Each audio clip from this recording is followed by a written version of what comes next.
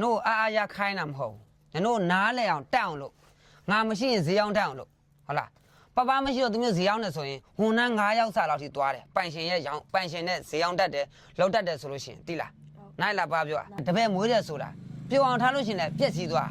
နော်တက်အောင်သိမြဲလဲနောက်ကျောင်းကဓာတ်နဲ့ထိုးတာမှတ်ထားဝန်ထမ်းတော့လိုတယ်ဒါပေမဲ့အကောင်းဆုံးဝန်ထမ်းဖြစ်စေချင်တယ်အဲ့ဒါအကောင်းဆုံးလို့သမားဖြစ်စေချင်တယ်နော်တပည့်မွေးမဲ့ဆိုရင်အကောင်းဆုံးတပည့်ဖြစ်စေချင်တယ်ဟုတ်လားနိုင်လားအခုပပဥမာပပခီးသွားရကွာတမျိုးစင်းကင်မယ်ကိုယ်တိုင်ကင်နေဆိုရင်ဗါလဲစိတ်မချရဘူးလားဟုတ်လားစိတ်ချရတယ်နော်ကိုယ်တိုင်စင်းကင်စိတ်ချရတယ်ကိုယ်တိုင်ကစတန်မာလို့ရှိရင်ဝန်ထမ်းကဥမာတစ်ထည်လောက်ရောင်းတတ်တယ်ဆိုရင်ပိုင်ရှင်က9ထည်လောက်ရောင်းလို့ရတယ်နားလဲလားနားလဲမလားပါဗျာအခုဆိုရင်ကွာဒီမှာကြည့်ရှေးဆို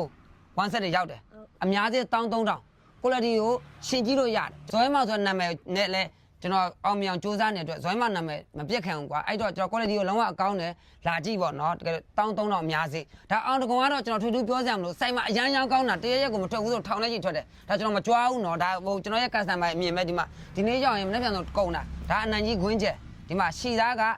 140ရှီသားစစ်နဲ့ပြုတ်လောက်ထားတဲ့နော်တိုင်ပေါက်ပြုတ်လောက်ထားတဲ့လောက်ရထားတဲ့ဒီမှာ